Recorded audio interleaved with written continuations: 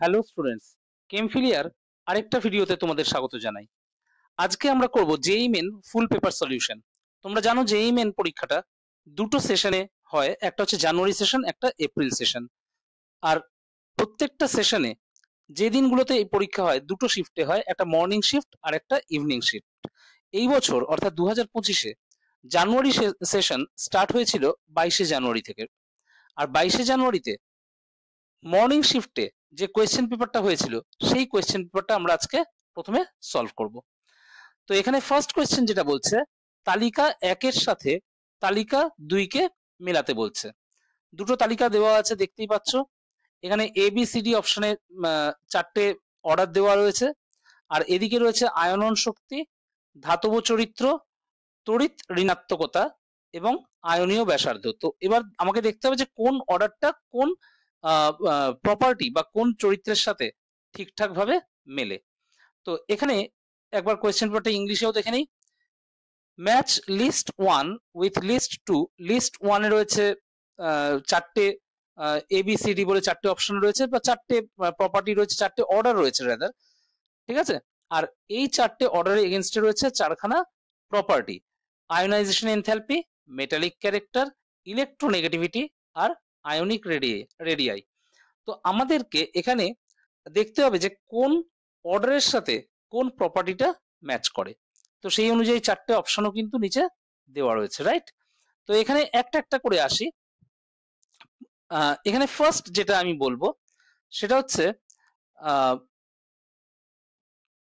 First যে অর্ডারটা দেওয়া রয়েছে অ্যালুমিনিয়াম 3+, নেক্সট রয়েছে ম্যাগনেসিয়াম 2+, নেক্সট রয়েছে Na+, নেক্সট রয়েছে F-।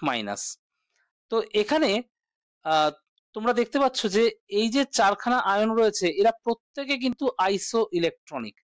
এরা প্রত্যেকে কিন্তু আইসো ইলেকট্রনিক। কেন এদেরকে আইসো ইলেকট্রনিক বলা হচ্ছে? কারণ এদের প্রত্যেকের মধ্যে কিন্তু 10টা ইলেকট্রন রয়েছে। তোমরা যদি কাউন্ট করে দেখো দেখতে পাবে 10টা ইলেকট্রন রয়েছে। অ্যালুমিনিয়ামের অ্যাটমিক নাম্বার হচ্ছে কত? 13। 3টে ইলেকট্রন ছেড়ে 3+ হয়েছে, তো ইলেকট্রন কটা? 10টা। ম্যাগনেসিয়ামের অ্যাটমিক নাম্বার কত? 12। দুটো ইলেকট্রন ছেড়ে 10টা ইলেকট্রন আছে। এন এর অ্যাটমিক নাম্বার কত? 11। একটা ইলেকট্রন ছেড়ে Na+ হয়েছে, তো এখন কটা ইলেকট্রন আছে? 10টা। ফ্লুরিনের অ্যাটমিক নাম্বার 9। একটা ইলেকট্রন ও কিন্তু নিয়েছে, ও কিন্তু অ্যানায়ন। তো নিয়ে টোটাল কটা ইলেকট্রন হলো? 10টা। তাহলে এগুলো আইসো ইলেকট্রনিক স্পিসিস আমরা বলতে পারি, রাইট। তো আইসো ইলেকট্রনিক স্পিসিসে এখানে 3জন রয়েছে ক্যাটায়ন, 1জন রয়েছে অ্যানায়ন। তো এখানে আমরা প্রত্যেকে জানি অ্যানায়নের কিন্তু সাইজ অর্থাৎ রেডিয়াস যেটা সেটা কিন্তু বড় হয়, ঠিক আছে। আর ক্যাটায়ন যেগুলো রয়েছে অর্থাৎ অ্যালুমিনিয়াম 3+, ম্যাগনেসিয়াম 2+, Na+, এরা প্রত্যেকে ক্যাটায়ন। তো ক্যাটায়নের রেডিয়াস আমরা কি জানি? ছোট হয়, এদের রেডিয়াসটা স্মল হয়। আর অ্যানায়নদের রেডিয়াস গুলো কি হয়? বড় হয়। তো সেদিক থেকে ফ্লুরিন কিন্তু সব থেকে বড়, তার থেকে ছোট হচ্ছে এরা। আর আমরা যদি ক্যাটায়ন গুলো আলাদা আলাদা করে দেখি, অ্যালুমিনিয়াম 3+, ম্যাগনেসিয়াম 2+, Na+, এদের মধ্যে অ্যালুমিনিয়াম 3+ সব থেকে ছোট। এর কারণ হচ্ছে আইসো ইলেকট্রনিক ক্যাটায়ন যদি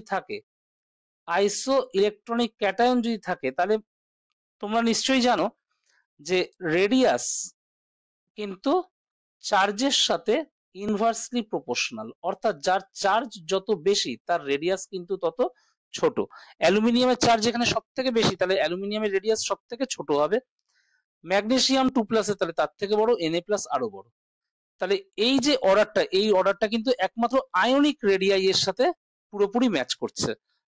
মানে ফার্স্ট যে অর্ডারটা দেওয়া রয়েছে তার সাথে কোনটা ম্যাচ করছে? 4-এরটা, ঠিক আছে। আচ্ছা, এবার আমরা যদি সেকেন্ড অর্ডারটাতে যাই, সেকেন্ড অর্ডারটা এখানে কি দিয়েছে একবার দেখে নিই। সেকেন্ড অর্ডারটা দিয়েছে বোরন, কার্বন, অক্সিজেন, নাইট্রোজেন। আচ্ছা, আমরা পিরিয়ডিক টেবিলে যদি দেখি, বোরন দেখবে সব থেকে বাঁদিকে রয়েছে, কার্বন তারপরে নাইট্রোজেন, তারপরে অক্সিজেন। এবার বাঁদিক থেকে ডান দিকে গেলে আমরা খুব ভালো করে জানি আয়োনাইজেশন এনথ্যালপি, আমি শর্টে লিখছি আইই, এটা কিন্তু আস্তে আস্তে বাড়তে থাকে। তার মানে বোরনের থেকে কার্বনের কি হবে? বেশি হবে। কার্বনের থেকে নাইট্রোজেন আরো বেশি হবে। কিন্তু নাইট্রোজেনের থেকে অক্সিজেন কমে যায় আয়োনাইজেশন এনথ্যালপি, এটা কিন্তু তোমরা জানো। কারণ নাইট্রোজেনে কি হয়? নাইট্রোজেনের যে electronic configuration 1s2 2s2 2p3, আর এখানে পি সাবশেলটা কি রয়েছে, হাফ ফিল্ড। পি সাবশেলটা এখানে হাফ ফিল্ড রয়েছে, আর এই হাফ ফিল্ড থাকার জন্য এটা কিন্তু একটা স্টেবল কনফিগারেশন, এটা কিন্তু একটা স্টেবল কনফিগারেশন নাইট্রোজেনেরটা। আর অক্সিজেনের যদি আমরা ইলেকট্রন কনফিগারেশন দেখি 1s2 2s2 2p4, এখানে 2pটা কিন্তু হাফ ফিল্ড নেই, তার মানে এটা কিন্তু লেস স্টেবল কনফিগারেশন। ঠিক আছে, এর জন্য কি হয়, অক্সিজেনের কিন্তু আয়োনাইজেশন এনার্জিটা একটু কমে যায়, বরং নাইট্রোজেন যেহেতু স্টেবল কনফিগারেশন এর আয়োনাইজেশন এনার্জিটা কিন্তু বেড়ে যায়। তাহলে আয়োনাইজেশন এনার্জির অর্ডারটা কি হবে, বোরন, তার থেকে বেশি কার্বন, তার থেকে বেশি অক্সিজেন, সব থেকে বেশি এখানে নাইট্রোজেন। তাহলে এই যে অর্ডারটা দেওয়া রয়েছে এটা কিন্তু আয়োনাইজেশন এনার্জির অর্ডার। তাহলে সেটাই যদি হয় তাহলে আমি আরেকবার এখানে দেখব সেকেন্ড যেটা রয়েছে এই অর্ডারটা কিন্তু অ্যাকচুয়ালি আয়োনাইজেশন এনথ্যালপির। ঠিক আছে, এই অর্ডারটা কিন্তু আয়োনাইজেশন এনথ্যালপির। নেক্সট থার্ড যে অর্ডারটা রয়েছে boron carbon, sorry boron aluminium magnesium potassium. আচ্ছা, থার্ড অর্ডারটা আমি এখানে একটু লিখে নিচ্ছি, দাঁড়াও এখানে একটু জায়গা তৈরি করে নিই। ঠিক আছে, তো থার্ড অর্ডারটা যেটা রয়েছে বোরন, তার থেকে বেশি অ্যালুমিনিয়াম, তার থেকে বেশি ম্যাগনেসিয়াম, তার থেকে বেশি পটাশিয়াম। তো আমরা যদি এখানে পিরিয়ডিক টেবিলে এদের পজিশনটা দেখি, পিরিয়ডিক টেবিলে আমরা দেখব বোরন রয়েছে যেখানে তার ঠিক নিচে রয়েছে অ্যালুমিনিয়াম, অ্যালুমিনিয়ামের ঠিক আগে রয়েছে ম্যাগনেসিয়াম, আর ম্যাগনেসিয়ামের ঠিক এইদিকে বাঁদিকে রয়েছে সোডিয়াম, সোডিয়ামের নিচে রয়েছে পটাশিয়াম। তো বাঁদিক থেকে ডান দিকে গেলে আমরা জানি মেটালিক ক্যারেক্টার কি হয়, আস্তে আস্তে কিন্তু কমতে থাকে। তো এখানে তোমরা দেখতে পাচ্ছ মেটালিক ক্যারেক্টার, মেটালিক ক্যারেক্টার ডান দিকে গেলে কি হয়, আস্তে আস্তে কিন্তু কমতে থাকে, আর নিচের দিকে গেলে কি হয়, মেটালিক ক্যারেক্টার কিন্তু বাড়তে থাকে। নিচের দিকে গেলে মেটালিক ক্যারেক্টার, মেটালিক ক্যারেক্টার কিন্তু বাড়তে থাকে।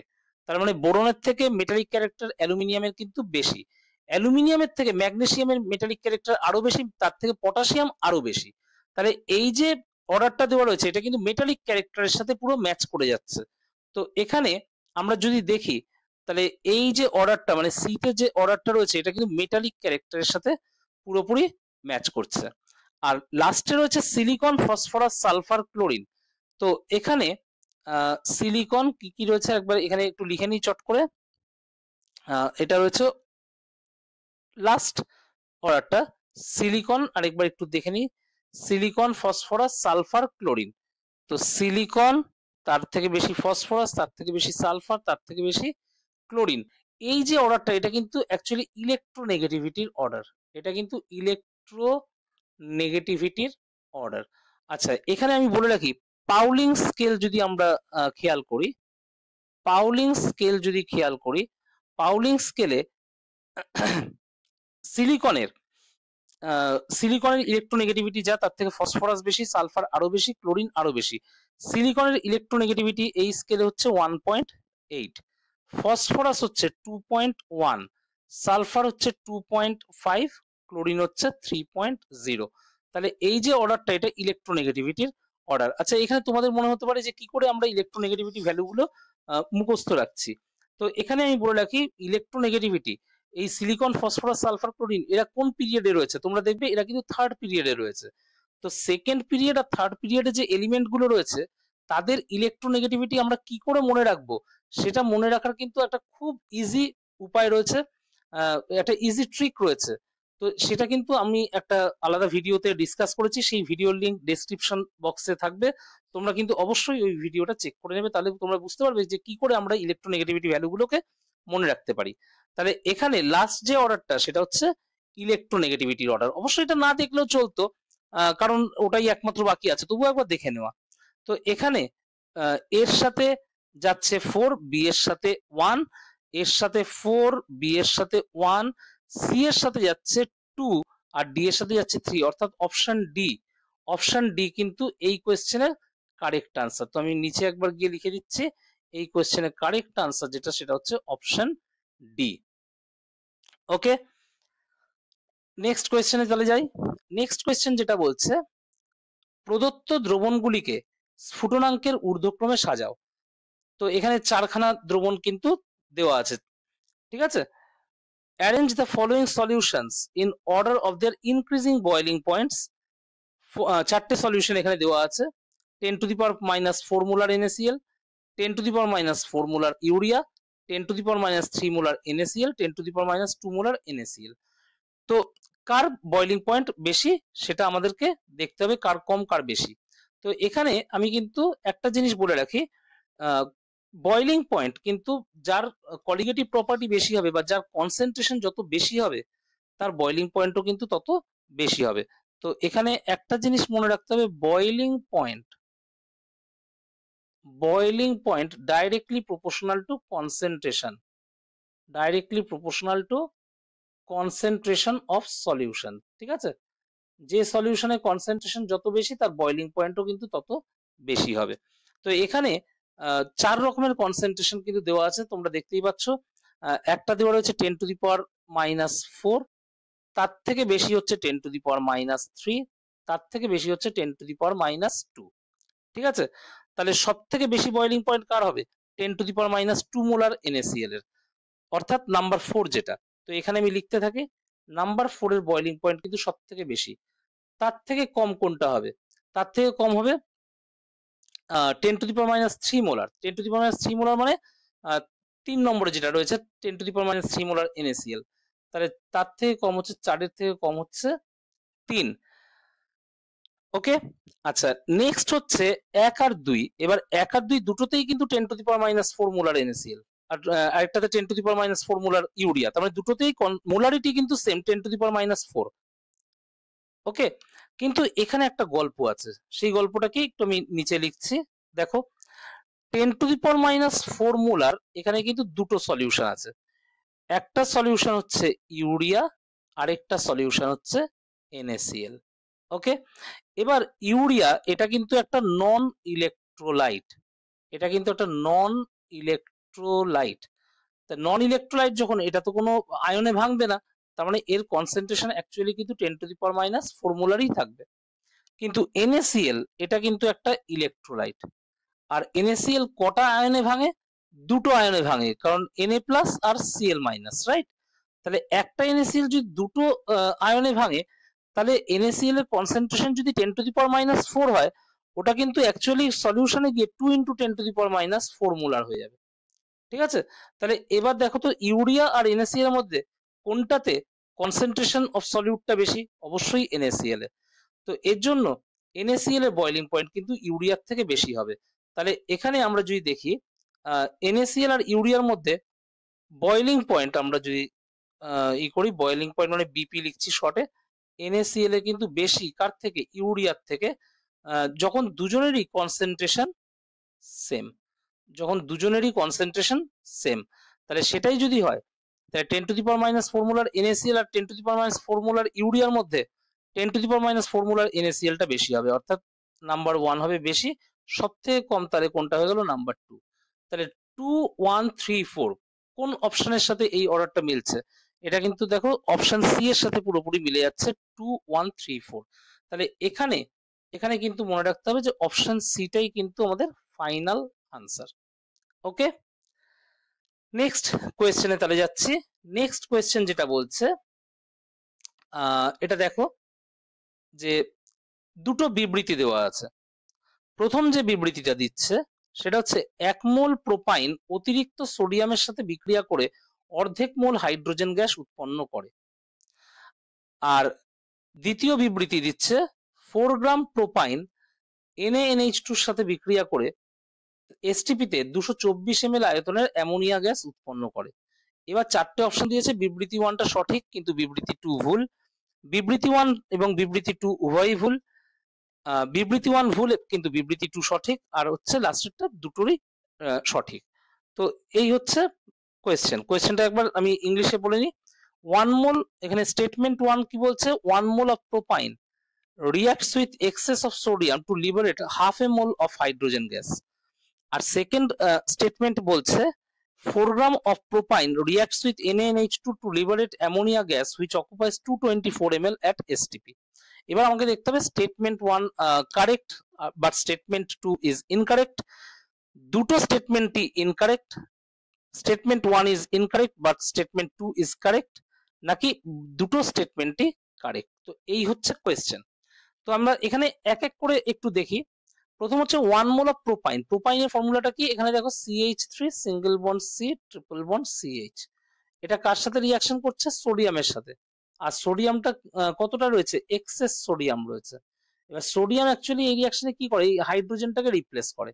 তাহলে প্রোডাক্ট কি হবে? CH3 single bond C triple bond C Na হয়ে যাবে।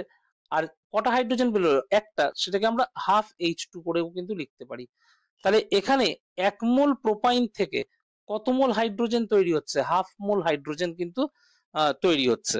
তাহলে স্টেটমেন্ট 1 এ তো সেটাই বলেছে যে 1 মোল অফ প্রোপাইন এক্সেস সোডিয়ামের সাথে রিঅ্যাক্ট করে হাফ মোল হাইড্রোজেন তৈরি করছে, রাইট? তাহলে স্টেটমেন্ট 1 কিন্তু ট্রু।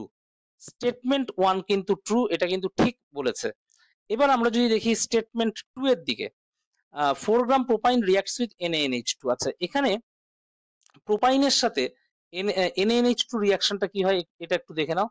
প্রোপাইন হচ্ছে CH3 single bond C triple bond CH, এটার সাথে NaNH2 যদি রিঅ্যাকশন হয় তাহলে অ্যাকচুয়ালি হাইড্রোজেনটাকে রিপ্লেস করে সোডিয়াম ঢুকবে। তাহলে প্রোডাক্টটা কি হবে? CH3 single bond C triple bond C Na, আর Hটা বেরিয়ে গিয়ে NH2 এর সাথে জুড়ে গিয়ে অ্যামোনিয়া গ্যাস তৈরি হবে। ওকে, তো এই হচ্ছে রিয়াকশন। তো এখানে তোমরা দেখতেই পাচ্ছ 1 মোল যদি আমরা প্রোপাইন নিই, 1 মোল প্রোপাইন থেকে কিন্তু 1 মোল অ্যামোনিয়া তৈরি হচ্ছে। এবার প্রোপাইনের মলিকুলার ওয়েট কত? আমরা যদি মলিকুলার ওয়েট অফ প্রোপাইন দেখি, প্রোপাইন হচ্ছে CH3 single bond C triple bond CH। এটা কত হবে? কার্বন কটা রয়েছে?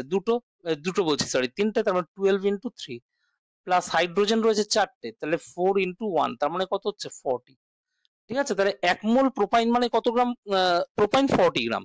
তাহলে আমরা এখানে 1 মোলের বলতে আমরা ব্র্যাকেটে লিখে রাখছি 40 গ্রাম। ঠিক আছে, আর এসটিপি তে 1 মোল অ্যামোনিয়া তো একটা গ্যাস, তো 1 মোল গ্যাসের ভলিউম কত হয়? 22.4 লিটার, অথবা আমরা 22,400 ml এটাও কিন্তু বলতে পারি। তার মানে 40 গ্রাম প্রোপাইন মানে 40 গ্রাম প্রোপাইন থেকে কত ml অ্যামোনিয়া তৈরি হচ্ছে? 22,400 ml। তো এটা যদি আমরা এখানে লিখি 40 gram of propyne, 40 gram of propyne produces 22,400 ml of ammonia at STP, right? Therefore 4 gram propine produces how much ammonia? কতটা অ্যামোনিয়া তৈরি করবে? 22,400 into 4 divided by 40 ml of ammonia at STP। তার মানে এটা কত হবে? আমরা যদি ক্যালকুলেশন করি, এটা 10, আর 10 এর 0 আর একদিকে একটা 0 কেটে গেল, তাহলে 2240 ml। তাহলে কতটা অ্যামোনিয়া এখানে তৈরি হচ্ছে? 2240 ml, এতটা অ্যামোনিয়া তৈরি হচ্ছে। কিন্তু আমাদের স্টেটমেন্ট 2 তে কত ml অ্যামোনিয়া তৈরি হওয়ার কথা বলেছে? 224। তার মানে এই যে স্টেটমেন্টটা আছে, এই স্টেটমেন্টটা কিন্তু ফলস। তাহলে স্টেটমেন্ট 1 হচ্ছে ট্রু, স্টেটমেন্ট 2 হচ্ছে ফলস। অর্থাৎ statement 1 is correct but statement 2 is incorrect. অর্থাৎ অপশন এর সাথে কিন্তু আমাদের এই আনসারটা পুরোপুরি ম্যাচ করে যাচ্ছে। পুরো আমরা যা যা দেখলাম সেটা কিন্তু অপশন এর সাথে এখানে ম্যাচ করছে। ওকে, তো আমরা যাচ্ছি নেক্সট কোয়েশ্চেনে। তো নেক্সট যে কোয়েশ্চেনটা রয়েছে, নেক্সট কোয়েশ্চেনটা দেখো, এটা কিন্তু কোঅর্ডিনেশন কম্পাউন্ডস এর কোয়েশ্চেন। NiCl4 2- এটা বলেছে পরাচুম্বকীয় অর্থাৎ প্যারাম্যাগনেটিক, আর NiCO4 তিরস চুম্বকীয় অর্থাৎ ডায়াম্যাগনেটিক। এর চৌম্বকীয় ধর্মের ভিত্তিতে সঠিক জ্যামিতিক আকৃতি এবং জারণ সংখ্যা নির্বাচন করতে বলেছে। ঠিক আছে, অর্থাৎ from the magnetic behaviour, car magnetic behaviour বলছে এখানে? NiCl4 2- which is প্যারাম্যাগনেটিক, আরেকটা হচ্ছে NiCO4 যেটা কিনা diamagnetic. Choose the correct geometry and the oxidation state. তাহলে আমাদেরকে কারেক্ট জিওমেট্রি আর অক্সিডেশন স্টেটটা কিন্তু বের করতে হবে। এখানে 4টে অপশন দেওয়া রয়েছে। এখানে প্রথমে বাংলা অপশনগুলো আমি একটু পড়ে নিচ্ছি। NiCl4 এ NiCl4 2 মাইনাসে নিকেলের অক্সিডেশন স্টেট কত 2 এবং চতুস্তরকীয়। আবার কোনো অপশনে সামতলিক বর্গাকারটাও রয়েছে, আর ওদিকে NiCO4 এ কোনো অপশনে সামতলিক বর্গাকার, কোনো অপশনে চতুস্তরকীয়। আর এই জিনিসটা কিন্তু আমাদের বার করতে হবে কোনটা কি, অর্থাৎ NiCl4 2 মাইনাসে নিকেলটা কোন অক্সিডেশন স্টেটে রয়েছে। দেখো ফার্স্ট অপশনটা 2 অক্সিডেশন স্টেটে রয়েছে, শেপটা হচ্ছে টেট্রাহেড্রাল। ওদিকে NiCO4 এ নিকেল 2 স্টেটে রয়েছে, স্কোয়ার প্লেনার শেপ। তাহলে এইখানে কোনটা, আমি সবকটা অপশন পড়ছি না, কিন্তু কোনটা টেট্রাহেড্রাল কোনটা স্কোয়ার প্লেনার এই জিনিসগুলো আমাদেরকে বের করতে হবে। ওকে, তো এই কোয়েশ্চেনটা আমরা সলভ করি। এটা কিন্তু একটু হার্ড লেভেলের কোয়েশ্চেন। আমরা যদি টাইম ফ্রেমটা দেখি তাহলে এটা কিন্তু একটু হার্ড লেভেলের কোয়েশ্চেন। তো এখানে NiCl4 2 মাইনাস, ওকে, প্রথমে এই কমপ্লেক্সটা আমরা একটু দেখে নিই। তো এখানে নিকেলের অক্সিডেশন স্টেট কত, নিকেলের অক্সিডেশন স্টেট হচ্ছে 2 প্লাস। এমনিতে নিকেলের অ্যাটমিক নাম্বার কত 28। তাহলে নিকেলের যে কনফিগারেশন কিরকম, আর্গন 3d8 4s2, রাইট। কিন্তু এখানে নিকেল 2 প্লাস মানে কি দুটো ইলেকট্রন ছেড়ে দিয়েছে, তাহলে 4s2 টা কিন্তু বাদ চলে গেল, আর্গন 3d8। এই হচ্ছে কনফিগারেশন, ওকে। আর এখানে নিকেলের কোঅর্ডিনেশন নাম্বার কত, কোঅর্ডিনেশন নাম্বার হচ্ছে 4।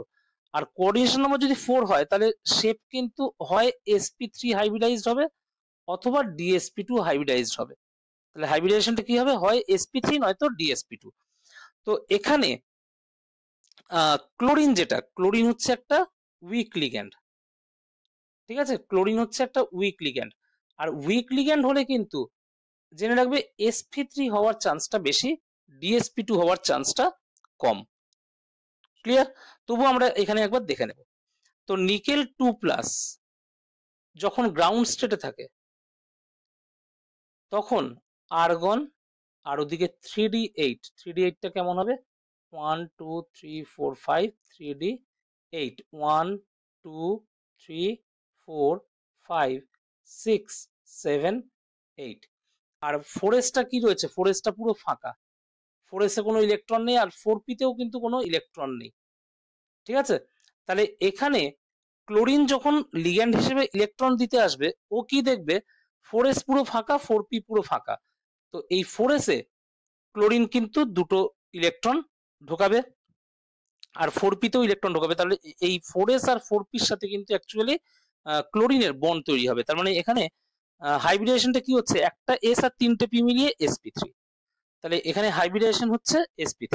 আর নিকেলের অক্সিডেশন স্টেট কত 2। তাহলে এখানে NiCl4 2 মাইনাসে মনে রাখবে এটা কিন্তু sp3, মানে শেপটা তার মানে কি হবে, হাইব্রিডেশন যদি sp3 হয় তার মানে টেট্রাহেড্রাল। তাহলে এখানে কিন্তু নিকেলের অক্সিডেশন স্টেট হচ্ছে 2 প্লাস, নিকেল হচ্ছে এখানে 2 প্লাস। আর এখানে যে আমরা শেপটা পাচ্ছি, শেপটা হচ্ছে টেট্রাহেড্রাল, শেপটা হচ্ছে টেট্রাহেড্রাল। ক্লিয়ার? তো আই হোপ এটা তোমরা বুঝতে পেরেছো। এবার দেখবো আমরা NiCO4। এবার NiCO4 এ যদি আমরা দেখি, তো এখানে দেখো তোমরা NiCO4। তো এখানে মনে রাখতে হবে প্রথমে হচ্ছে কার্বনিল কিন্তু একটা নিউট্রাল লিগ্যান্ড, কার্বনিল কিন্তু একটা নিউট্রাল লিগ্যান্ড। সিও কে কি বলা হয়, কার্বনিল বলা হয়। কার্বনিল কিন্তু এখানে একটা নিউট্রাল লিগ্যান্ড।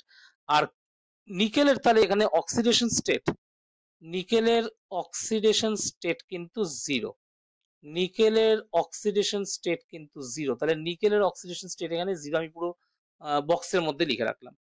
তো এখানে নিকেলের অ্যাটমিক নাম্বার যদি 28 হয় তাহলে কনফিগারেশন কি হবে, আর্গন, তারপরে 3d8, তারপরে 4s2। আর এখানে নিকেলের কোঅর্ডিনেশন নাম্বার কত 4, আর কোঅর্ডিনেশন নাম্বার 4 হলে dsp2 অথবা sp3 হবে, ঠিক আছে। এবার একটা একটা করে আসি। প্রথম কথা হচ্ছে যে এখানে দাঁড়াও, এই জায়গাটা আমি একটু 4s-টাকে পরিষ্কার করে লিখি, এটা কিন্তু 4s2, ঠিক আছে।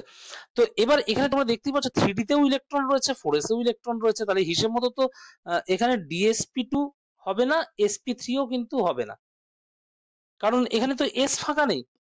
হাইব্রিডাইজেশন করতে গেলে এসটাকে কি হতে হতো, ফাঁকা হতে হতো, সেটা তো নেই। তো এখানে কিন্তু DsP2 sp3 কোনোটাই হবে না। তবে এখানে একটা জিনিস মাথায় রাখতে হবে, কার্বনিল যেটা মানে CO, এটা কিন্তু একটা স্ট্রং লিগ্যান্ড। এটা কিন্তু একটা স্ট্রং লিগ্যান্ড। স্ট্রং লিগ্যান্ড থাকলে কিন্তু অনেক অসম্ভবও সম্ভব হয়ে যায়। ঠিক আছে, অনেক অসম্ভব জিনিসও সম্ভব হয়ে যায়। তো সেটা কি করে হবে আমরা একটু দেখে নেব। আচ্ছা, বাই দ্য ওয়ে এখানে একটা কথা বলে রাখি, নিকেলের যে অক্সিডেশন স্টেটটা আমি এখানে, সরি অক্সিডেশন স্টেট বলছি, যে কনফিগারেশনটা এখানে আমরা লিখেছি, এটা কিন্তু গ্রাউন্ড স্টেটে কনফিগারেশন। এটা কিন্তু গ্রাউন্ড স্টেটের কনফিগারেশন, রাইট? এবার নিকেল অ্যাকচুয়ালি এখানে বন্ড করতে গেলে ওকে এক্সাইটেড স্টেটে যেতে হবে। নিকেলকে কোন স্টেটে যেতে হবে? এক্সাইটেড স্টেটে। এবার এক্সাইটেড স্টেটে যেই যাবে তখন কি হয় একটু দেখে নাও। তো এখানে 3D8 4s2 ছিল। 3D8 4s2 টা বাই দ্য ওয়ে কিরকম হয়, আমি এই যে এখানে অ্যারো দিয়ে এই জায়গাটায় লিখে দিচ্ছি। এই যদি 3D8 হয় 1 2 3 4, 1 2 3 4 5 6 7 8, আর 4s2 টা হচ্ছে এরকম, 4s এর দুটো থাকে ইলেকট্রন। তো এখানে তোমরা দেখতেই পাচ্ছ যে 3D তে 8টা রয়েছে, 4s এ দুটো রয়েছে। তবে 3D তে কিন্তু দুটো আনপেয়ার্ড ইলেকট্রন রয়েছে। লাস্ট দুটো ঘরে দেখতে পাচ্ছ দুটো আনপেয়ার্ড রয়েছে। এবার এক্সাইটেড স্টেটে অ্যাকচুয়ালি কি হয় বলতো, এই 4s থেকে দুটো ইলেকট্রন 3D তে চলে আসে, কারণ 3D তে লাস্টের দুটো ঘরে আনপেয়ার্ড ইলেকট্রন রয়েছে, রাইট? তো 3D তে কি হয়, লাস্টের দুটো ঘরেও কিন্তু পেয়ার্ড ইলেকট্রন হয়ে যায়। এবার তুমি বলেছো এইখানে দুটো ইলেকট্রন কোত্থেকে এলো, এরা এসছে অ্যাকচুয়ালি 4s থেকে, অর্থাৎ 4s টা পুরো ফাঁকা হয়ে যায়। 4p টা তো ফাঁকা পড়েই রয়েছে। তাহলে এখানে এই s আর 3টে p মিলিয়ে এখানেও তার মানে কি হচ্ছে, sp3 হাইব্রিডাইজেশন হচ্ছে। আর sp3 মানে কি, টেট্রাহেড্রাল। sp3 মানেই টেট্রাহেড্রাল। তার মানে এখানে নিকেলের অক্সিডেশন স্টেট কত? 0। নিকেলের অক্সিডেশন স্টেট যেটা, সেটা হচ্ছে 0। আর এখানে শেপটা কি হচ্ছে? টেট্রাহেড্রাল। তাহলে অক্সিডেশন স্টেট 0, শেপ টেট্রাহেড্রাল।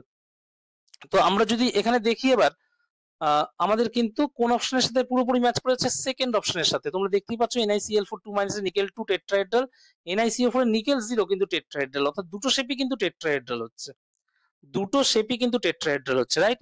তাহলে এখানে আমরা যা দেখলাম অপশন বিটা কিন্তু পুরো এই কোয়েশ্চেনের একটা কারেক্ট আনসার। অপশন বিটা হচ্ছে এখানে কারেক্ট আনসার, রাইট? তো আমরা চলে যাচ্ছি তাহলে নেক্সট কোয়েশ্চেনে। ওকে, তো আমরা চলে যাচ্ছি নেক্সট কোয়েশ্চেনে। নিচে প্রদত্ত জটিল যৌগগুলির মধ্যে কোনটির ক্রিস্টাল ফিল্ড বিভাজন শক্তি অর্থাৎ ডেল্টা ও এর মান হচ্ছে 0? তো which of the following given complex has crystal field splitting energy that is delta O equals to 0? এই হচ্ছে কোয়েশ্চেন। চারটে কমপ্লেক্স এখানে দেওয়া রয়েছে, তো আমরা এখানে এক এক করে দেখব। ফার্স্ট যে কমপ্লেক্সটা দেওয়া রয়েছে সেটা হচ্ছে FeEn3Cl3। তো এখানে প্রথমে মনে রাখতে হবে যে En কিন্তু একটা নিউট্রাল লিগ্যান্ড, এটা কিন্তু একটা নিউট্রাল লিগ্যান্ড, আর একই সাথে এটা কিন্তু একটা স্ট্রং লিগ্যান্ড, এটা কিন্তু একটা স্ট্রং লিগ্যান্ড। তো সেদিক থেকে দেখতে গেলে এখানে Fe এর অক্সিডেশন স্টেট হচ্ছে 3+, অর্থাৎ D5 কনফিগারেশন। ক্রিস্টাল ফিল্ডের প্রেজেন্সে এর কনফিগারেশন হয়ে যাবে T2G5Eg0।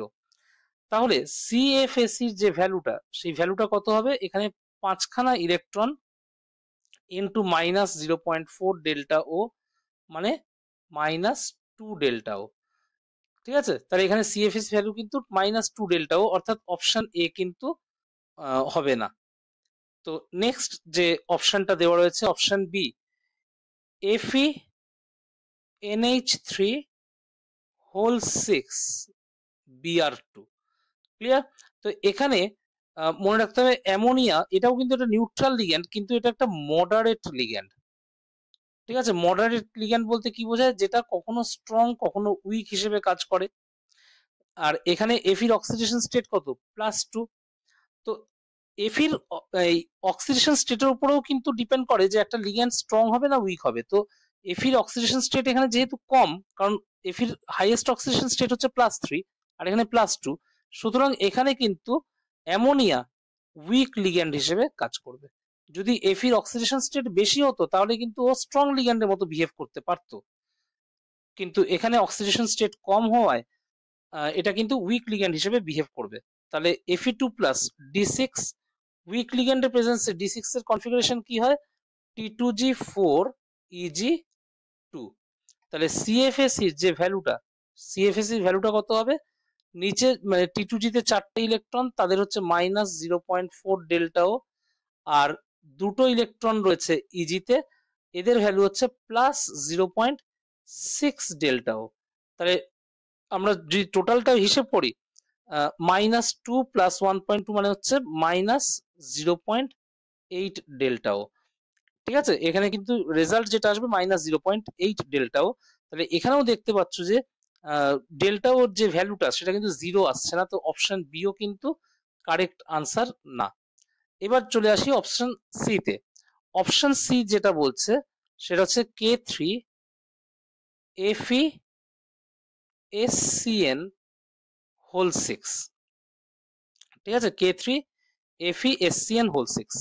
তো এখানে থায়োসায়ানেট রয়েছে, আর এখানে কিন্তু এফির অক্সিডেশন স্টেট হচ্ছে +3। ঠিক আছে, আর থায়োসায়ানেট যেটা, এটা কিন্তু একটা উইক লিগ্যান্ড। ঠিক আছে, এটা কিন্তু একটা উইক লিগ্যান্ড। তো এখানে এফির অক্সিডেশন স্টেট হচ্ছে 3+, তার মানে D5 কনফিগারেশন। আর যেহেতু এটা উইক লিগ্যান্ড, উইক লিগ্যান্ডের প্রেজেন্সে কনফিগারেশন যেটা সেটা হবে T2G3EG2। উইক লিগ্যান্ডের প্রেজেন্সে কনফিগারেশন হয়ে যাবে T2G3EG2। তো এখানে সিএফএসি যে ভ্যালুটা সেটা হবে 3 × -0.4 ডেল্টাও প্লাস 2 × +0.6 ডেল্টাও। তাহলে এখানে যদি আমরা দেখি ওভারঅল ক্যালকুলেশন করে রেজাল্ট কিন্তু 0 আসছে, রাইট? এখানে রেজাল্ট কত আসছে? 0 আসছে। তো এই অপশনটাই কিন্তু তার মানে আমাদের এই আনসারের সাথে ম্যাচ করছে, তো এটাই কিন্তু কারেক্ট আনসার হবে, কারণ এখানে কিন্তু সিএফএসি ভ্যালু 0 এসছে। যদিও আমরা আনসার পেয়ে গেছি, তবুও কিন্তু আমরা অপশন ডিটাও একবার চেক করে নেব যে অপশন ডি তে কি বলছে। আচ্ছা, অপশন ডি তে কি আছে একবার দেখে নিই চট করে। K4FeCN6। তাহলে এখানে K4FeCN6 সায়ানাইড, কিন্তু মনে রাখবে এটা কিন্তু একটা প্রচন্ড স্ট্রং লিগ্যান্ড। আর এখানে এফির অক্সিডেশন স্টেট কিন্তু +2, তাহলে এফি হচ্ছে +2 মানে D6 কনফিগারেশন। আর এখানে স্ট্রং লিগ্যান্ড থাকলে কনফিগারেশন হয়ে যাবে T2G6EG0। তো এখানে সিএফএসি কত হবে? সিএফএসি ভ্যালু হবে 6টা ইলেকট্রন -0.4 ডেল্টাও। আর তার সাথে আরেকটা ব্যাপার রয়েছে, দেখো নর্মাল যদি D6 এর কেস হয়, একটু উপরেই দেখেছো তোমরা, নর্মাল D6 এর কেস হলে T2G4EG2 হয়, কিন্তু এখানে T2G6 হয়েছে, অর্থাৎ T2G তে যতগুলো ইলেকট্রন থাকার কথা 4টে, তার থেকে দুটো বেশি ঢুকেছে, আর ওই দুটো ইলেকট্রন কিন্তু পেয়ার হয়েছে, কারণ T2G তে 3টে অরবিটাল থাকে, তোমরা জানো সেটা, আর ইজিতে দুটো থাকে। তো এই কারণে T2G তে কি হয়েছে বললাম, দুটো এক্সট্রা পেয়ার হয়েছে, এজন্য পেয়ারিং এনার্জিটাও কিন্তু এখানে কনসিডার করতে হবে। তো পেয়ারিং এনার্জি যদি পি হয়, তাহলে দুটো পেয়ারিং এর জন্য 2p, তার মানে এখানে ওভারঅল কত হলো -2.4 ডেল্টাও প্লাস 2p, অর্থাৎ এখানেও কিন্তু সিএফএসি ভ্যালু কিন্তু 0 হলো না। তাহলে এখানে সিএফএসি ভ্যালু 0 হয়েছে কোন অপশনটাতে? অপশন সি তে। তো এখানে কিন্তু অপশন সি হবে কারেক্ট আনসার। তো এখানে কিন্তু অপশন সি হবে কারেক্ট আনসার। ক্লিয়ার? তাহলে এখানে আমরা যদি আগের যদি কোয়েশ্চেন গুলো একবার দেখে নিই, প্রথম কোয়েশ্চেনে আমরা অপশন ডি পেয়েছি কারেক্ট আনসার, দ্বিতীয় কোয়েশ্চেনে অপশন সি পেয়েছি কারেক্ট আনসার, তৃতীয় কোয়েশ্চেনে অপশন এ পেয়েছি কারেক্ট আনসার, 4 নম্বরে অপশন বি পেয়েছি কারেক্ট আনসার, 5 নম্বরে অপশন সি পেলাম কারেক্ট আনসার। ওকে, তো আই হোপ এই কোয়েশ্চেন গুলো তোমরা বুঝতে পেরেছো। এরপর চলে আসবো আমরা নেক্সট কোয়েশ্চেনে। ওকে ওকে, তো নেক্সট কোয়েশ্চেন যেটা, সেটা হচ্ছে নিচের কোন অ্যাসিডটি একটি vitamin? Adipic acid, ascorbic acid, saccharic acid, নাকি aspartic acid? Which of the following acids is a vitamin? Adipic acid, ascorbic acid, saccharic acid, aspartic acid? তো এই কোয়েশ্চেনটা বায়োমলিকিউলস থেকে খুব ইজি একটা কোয়েশ্চেন, আর অপশনগুলো দেখে বোঝাই যাচ্ছে এখানে অপশন যেটা আনসার হবে সেটা হচ্ছে অপশন বি। ঠিক আছে, এই কোয়েশ্চেনের আনসার হচ্ছে অপশন বি। অপশন বি তে কি রয়েছে? Ascorbic acid. এটা হচ্ছে ভিটামিন সি, ভিটামিন সি এর কেমিক্যাল নেম। এটা হচ্ছে ভিটামিন সি এর কেমিক্যাল নেম হচ্ছে অ্যাসকর্বিক অ্যাসিড। তো এই অ্যাসিডটাই কিন্তু একমাত্র ভিটামিন। আর আমরা যদি বাকি অপশনগুলো দেখি, অপশন এ অ্যাডিপিক অ্যাসিড আর অপশন সি হচ্ছে স্যাকারিক অ্যাসিড, এই দুটোই হচ্ছে অর্গ্যানিক অ্যাসিড। এই দুটোই হচ্ছে অর্গ্যানিক অ্যাসিড, কিন্তু এরা কোনোটাই কিন্তু ভিটামিন না। আর আরেকটা অপশন যেটা অপশন ডি তে যেটা রয়েছে সেটা হচ্ছে অ্যাসপার্টিক অ্যাসিড। অ্যাসপার্টিক অ্যাসিড কিন্তু একটা অ্যামাইনো অ্যাসিড। অ্যাসপার্টিক অ্যাসিড কিন্তু একটা অ্যামাইনো অ্যাসিড। তো এটাও কিন্তু কোনো ভিটামিন না। তো এখানে ভিটামিন হচ্ছে একমাত্র অপশন বি, অ্যাসকর্বিক অ্যাসিড।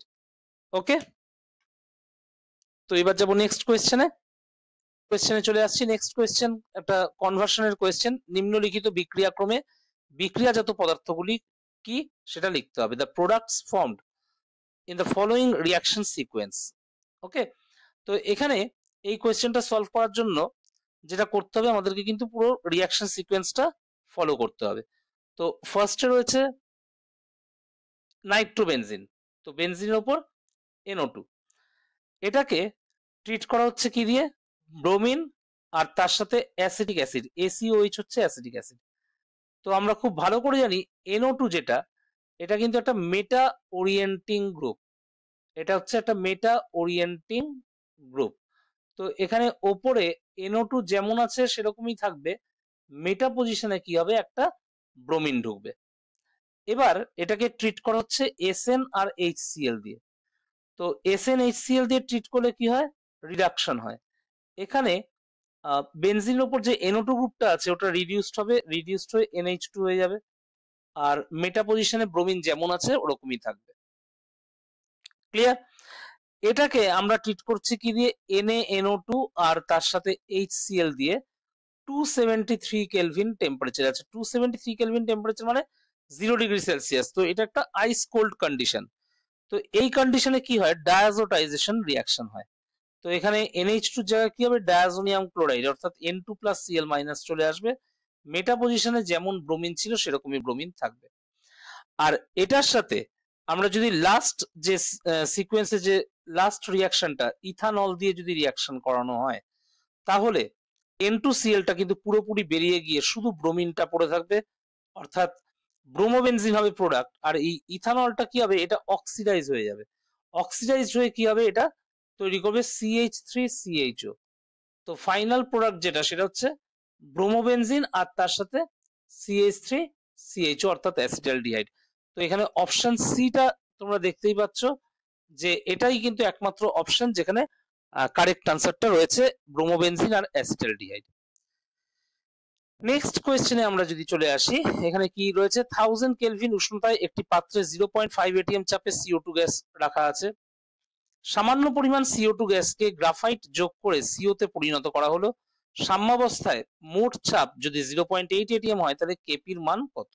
এই হচ্ছে question.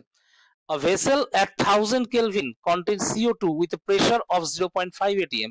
Some of CO2 is converted into CO on addition of graphite. If total pressure at the equilibrium is 0.8 atm, এটা কি total pressure at equilibrium, then the value of Kp is, Kp এর value কত হবে বের করতে হবে। তো এখানে এই কোয়েশ্চেনে প্রথমে রিয়াকশনটা আমরা লিখে নেব। CO2 যেটা কিনা একটা গ্যাস, তার সাথে আমরা গ্রাফাইট মানে কার্বন সলিড দিচ্ছি, একটা রিভার্সিবল রিয়াকশন হয়ে কি তৈরি হচ্ছে? CO মানে কার্বন মনোক্সাইড তৈরি হচ্ছে, রাইট? তো এখানে আমরা যেটা লিখবো সেটা হচ্ছে ইনিশিয়াল প্রেসার। ঠিক আছে? তো CO2 ইনিশিয়াল প্রেসার কত কোয়েশ্চেনে কিন্তু দেওয়া আছে 0.5 atm। তো 0.5 atm আর সিওর তো একদম শুরুতে তৈরি হয়নি, তাহলে ওর ইনিশিয়াল প্রেসার কত? 0। এবার আমরা দেখব ইকুইলিব্রিয়াম প্রেসার। ঠিক আছে? ইকুইলিব্রিয়াম প্রেসারটা হচ্ছে রিয়াকশনটা যখন ইকুইলিব্রিয়ামে এসছে তখন প্রেসার কত ছিল। তো CO2 কিছুটা রিয়াকশন করে ফেলেছে, তো কতটা রিয়াকশন করেছে ধরে নিচ্ছি x। তাহলে এখন CO2 প্রেসার কত? 0.5 - x atm। আর এদিকে একটা CO2 থেকে কটা CO তৈরি হয়েছে তোমরা দেখতে পাচ্ছ? দুটো। তার মানে x atm থেকে কত x হবে? এটা 2x হবে, 2x atm। ঠিক আছে? তো এখানে আমরা যদি দেখি total equilibrium pressure, total equilibrium pressure. তা টোটাল ইকুইলিব্রিয়াম প্রেসারটা কত এখানে? এটা হচ্ছে 0.5 মাইনাস এক্স প্লাস 2x, তাহলে টোটাল করলে কত হচ্ছে 0.5 প্লাস এক্স, এত এটিএম। এবার কোয়েশ্চেনে দেওয়া আছে ইকুইলিব্রিয়ামের টোটাল প্রেসার কত ছিল? ইকুইলিব্রিয়ামের টোটাল প্রেসার ছিল 0.8 এটিএম। এদিকে আমাদের কত বেরোলো? 0.5 প্লাস এক্স। তাহলে অ্যাকর্ডিং টু কোয়েশ্চেন অর্থাৎ প্রশ্নানুসারে 0.5 প্লাস এক্স ইকুয়ালস টু কত? 0.8। ঠিক আছে, তাহলে এখান থেকে এক্স এর ভ্যালুটা পেয়ে যাচ্ছি কত? 0.3। ঠিক আছে, এবার এক্স এর ভ্যালুগুলো আমরা যদি এখানে কাজে লাগাই, তাহলে প্রথম কথা হচ্ছে partial pressure of CO at equilibrium। Okay, ইকুইলিব্রিয়ামে CO অর্থাৎ কার্বন মনোক্সাইডের পার্শিয়াল প্রেসার কত? তো আমরা যদি দেখি 2x, সেটা ঠিক আছে, 2 ইন্টু এক্স, তার মানে এটা 2 ইন্টু 0.3 হয়ে যাবে, তার মানে 0.6 ATM। তাহলে এটা কিন্তু সিওর পার্শিয়াল প্রেসারটা পেয়ে গেলাম। আর একইভাবে যদি আমরা লিখি partial pressure of CO2 at equilibrium, ওকে, এটা হচ্ছে CO2 এর প্রেসার কখন? ইকুইলিব্রিয়ামে। সেটা কত আছে? 0.5 মাইনাস এক্স। তাহলে এখানে 0.5 থেকে যদি এক্স এর ভ্যালু মানে 0.2টা যদি মাইনাস করে দিই, তাহলে এটা কত হবে? 0.3 ATM। ওকে, এটা হবে 0.3 ATM। আচ্ছা, এখানে একটু সরি, জাস্ট মিনিট, এখানে একটা মাইনর মিস্টেক হয়েছে। এক্স এর ভ্যালুটা 0.3 ছিল, এক্স এর ভ্যালুটা দেখো 0.3 বেরিয়েছে, ওটা বসাবো, তাহলে 0.2 ATM হবে। আমি এটা একটু উল্টো পাল্টা হয়ে গেছিল, যাই হোক। তাহলে কেপির ভ্যালু কত? কেপির ভ্যালু হচ্ছে ওপরে যাবে পার্শিয়াল প্রেসার অফ সিও তার স্কোয়ার, নিচে আসবে পার্শিয়াল প্রেসার অফ CO2। এবার সিওর পার্শিয়াল প্রেসার কত? 0.6 তার স্কোয়ার বাই নিচে আসবে 0.2। ক্লিয়ার? তো এখানে যেটা আসবে 0.6 তার হোল স্কোয়ার মানে 0.6 ইন্টু 0.6 ডিভাইডেড বাই 0.2। ঠিক আছে, তো এখানে যদি আমরা ক্যান্সেলেশন করি, ক্যান্সেলেশন করলে কিরকম আসছে? 0.2 0.6 কেটে উপরে একটা 3 আসছে, 3 ইন্টু 0.6 মানে 1.8 আসছে, 3 ইন্টু 0.6 মানে 1.8 ATM। ঠিক আছে, তাহলে 1.8 ATM আসছে আনসার। এখানে কেপির ভ্যালু কত দেওয়া আছে? 1.8 কিন্তু দেওয়া রয়েছে অপশন বি তে। তাহলে এখানে এই কোয়েশ্চেনের আনসার হবে অপশন বি, অর্থাৎ 1.8 ATM। তো এটা নিশ্চয়ই তোমরা বুঝতে পেরেছো যে এটা কি করে হলো। ঠিক আছে, 1.8 ATM, এটাই হচ্ছে ফাইনাল আনসার। আমরা যদি নেক্সট কোয়েশ্চেনে যাই, নেক্সট কোয়েশ্চেন কি বলছে? এটা ইলেকট্রোকেমিস্ট্রির কোয়েশ্চেন। গলিত অ্যালুমিনিয়াম ক্লোরাইডের মধ্যে দিয়ে 30 মিনিট ধরে 2 অ্যাম্পিয়ার তড়িৎ প্রবাহ চালনা করা হলো। ক্যাথোডে সঞ্চিত অ্যালুমিনিয়ামের ভর কত হবে সেটা বার করতে হবে। ঠিক আছে, তার 4টে অপশন দেওয়া রয়েছে। আর এখানে অ্যালুমিনিয়াম ও ক্লোরিনের মোলার ভর যেটা, সেটা কত দেওয়া রয়েছে? সেটা কিন্তু এখানে দেওয়াই রয়েছে। এটা ইংলিশ ভার্সনে কোয়েশ্চেনটা কমপ্লিট রয়েছে, দেখতে পাচ্ছ 27 গ্রাম পার মোল। এটা হচ্ছে অ্যালুমিনিয়ামের, আর ক্লোরিন হচ্ছে 35.5 গ্রাম পার মোল। ওকে, আচ্ছা, ইংলিশে কোয়েশ্চেনটা আবার বলে দিই। A solution of aluminium chloride is electrolyzed for 30 minutes using a current of 2 ampere. The amount of aluminium deposited at the cathode is কত হবে এটা বের করতে হবে। আর এখানে ফ্যারাডেস কনস্ট্যান্টের ভ্যালু দেওয়া আছে 96,500 কুলম্ব পার মোল। তো এই হচ্ছে কোয়েশ্চেন। তো এখানে এই কোয়েশ্চেনটা আমরা কি করে সলভ করব সেটা একটু দেখি। তো প্রথম কথা হচ্ছে এখানে অ্যালুমিনিয়ামটা ক্যাথোডে ডিপোজিট করছে, তাহলে রিয়াকশন অ্যাট ক্যাথোড, ক্যাথোডে যে রিয়াকশনটা হবে সেটা আমরা একটু লিখে ফেলি। Al3+ প্লাস 3 ইলেকট্রন থেকে Al, তাহলে এখানে কটা ইলেকট্রন ইনভলভ আছে? 3টে, তাহলে এখানে n এর ভ্যালু কত? 3। ঠিক আছে, তো এখানে mass of aluminium deposited at cathode, ক্যাথোডে কতটা অ্যালুমিনিয়াম ডিপোজিট করলো বা সঞ্চিত হলো, সেটা যদি ডাব্লু ধরে নিই, ডাব্লু ফর্মুলা হচ্ছে A into Q by N into F, এই হচ্ছে ফর্মুলা। তো এখানে এ যেটা, এখানে প্রত্যেকটা জিনিস আমি একটা একটা করে বলছি। এ হচ্ছে অ্যাটমিক ওয়েট অফ, দাঁড়াও, অ্যাটমিক ওয়েট অফ অ্যালুমিনিয়াম, সেটা হচ্ছে 27। তাহলে এর জায়গায় কত বসাবো? 27। আর কিউ এর জায়গায় আমরা কি বসাবো? কিউটা হচ্ছে আই ইন্টু টি। এখানে আই এর ভ্যালু কত? 2 অ্যাম্পিয়ার, আর টাইম হচ্ছে 30 মিনিটস। 30 মিনিটস মানে 30 ইন্টু 60, তাহলে সেকেন্ডসে চলে গেলাম। তাহলে এটা আসবে 3600 কুলম। ঠিক আছে, 3600 কুলম। তাহলে এটা এখানে হবে 3600 ডিভাইডেড বাই এন এর ভ্যালু, যেটা এন এর ভ্যালু হচ্ছে 3 আর এফ এর ভ্যালু হচ্ছে 96500। তো এখানে যদি আমরা ক্যান্সেলেশন করে দেখি কি করে হচ্ছে, 3 দিয়ে 27 9, আর এখানে দুটো জিরো, উপরেও দুটো জিরো কেটে গেল। এখানে 9 ইন্টু, জাস্ট এ মিনিট, হ্যাঁ উপরে দুটো জিরো কেটে গেল। আর এখানে উপরে হচ্ছে 9 ইন্টু 36 মানে 324 বাই 965। তো 324 বাই 965, এটা যদি ক্যান্সেলেশন হয় মোটামুটি 1/3 এর কাছাকাছি আনসার আসবে। আর আমরা যদি অপশনগুলো ঠিক মতো চেক করি, 1/3 এর কাছাকাছি কিন্তু এখানে একটা অপশনই আছে 0.336 গ্রাম, অর্থাৎ অপশন সি কিন্তু এই কোয়েশ্চেনের আনসার। ঠিক আছে, এই কোয়েশ্চেনের আনসার হচ্ছে অপশন সি, 0.336 গ্রাম। তো অপশন সি হচ্ছে এই কোয়েশ্চেনের আনসার। ক্লিয়ার? নেক্সট কোয়েশ্চেনে আমরা যাচ্ছি। নেক্সট কোয়েশ্চেন হচ্ছে এটা আইইউপিএসসি নমেনক্লেচারের উপর কোয়েশ্চেন। প্রদত্ত যৌগটির আইইউপিএসসি নেম কি হবে? The আইইউপিএসসি name of the following compound is. তো এখানে কম্পাউন্ডটা কি দিয়েছে? এই হচ্ছে কম্পাউন্ড। তো এখানে তোমরা দেখতেই পাচ্ছ দুটো ফাংশনাল গ্রুপ রয়েছে, একটা রয়েছে COOH আর একটা ফাংশনাল গ্রুপ রয়েছে COOCH3। এদের মধ্যে প্রায়োরিটি কার বেশি?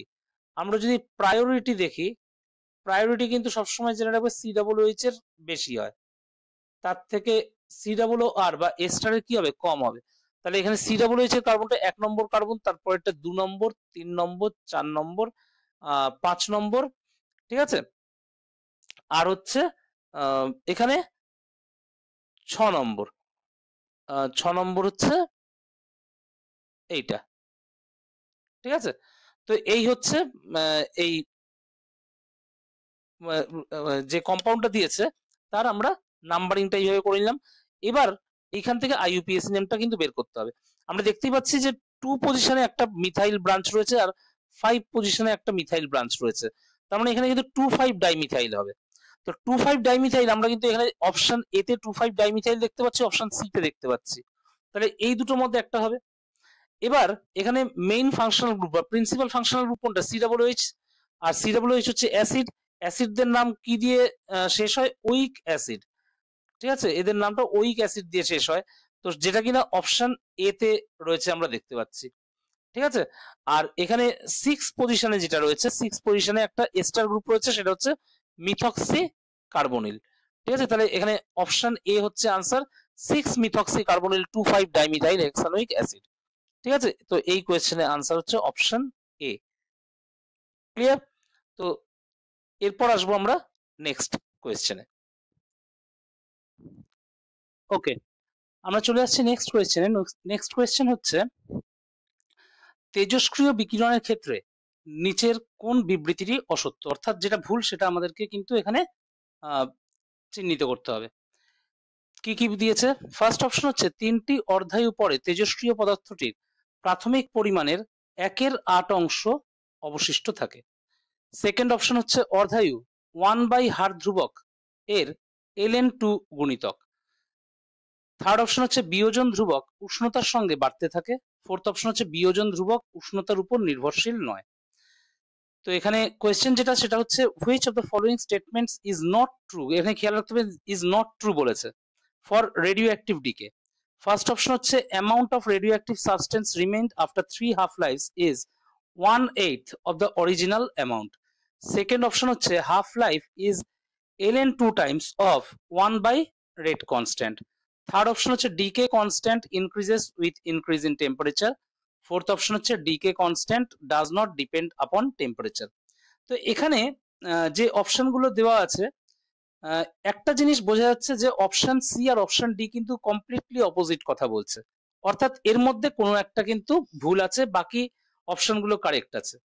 ওকে, তবু আমরা একবার এখানে একটু দেখে নেব। প্রথম কথা হচ্ছে যে এখানে কটা হাফ লাইফের কথা বলেছে, 3টে হাফ লাইফ। তো নাম্বার অফ হাফ লাইফ যদি 3 হয়, তো এখানে একটা সিম্পল জিনিস আছে, সেটা হচ্ছে যে অ্যামাউন্ট অফ রিঅ্যাক্ট্যান্ট বা রেডিও অ্যাক্টিভ সাবস্টেন্স, আমরা বলতে পারি রেডিও অ্যাক্টিভ সাবস্টেন্স, এখানে সেটাই যখন দেওয়া আছে, amount of radio active substance left is equal to initial amount divided by 2 to the power n। তো ইনিশিয়াল অ্যামাউন্ট যদি 1 হয়, তাহলে 2 টু দি পাওয়ার 3 মানে এখানে 1/8 হবে। তাহলে ফার্স্ট অপশন যেটা সেটা কিন্তু ট্রু, অর্থাৎ কারেক্ট। সেকেন্ড অপশন যেটা দিয়েছে হাফ লাইফ নিয়ে, তো এখানে এটা গেল ফার্স্ট অপশনের আমরা দেখলাম। এবার সেকেন্ড অপশনটা একবার দেখে নিই। হাফ লাইফ যেটা মানে টি হাফ হচ্ছে ln 2 Times of rate constant.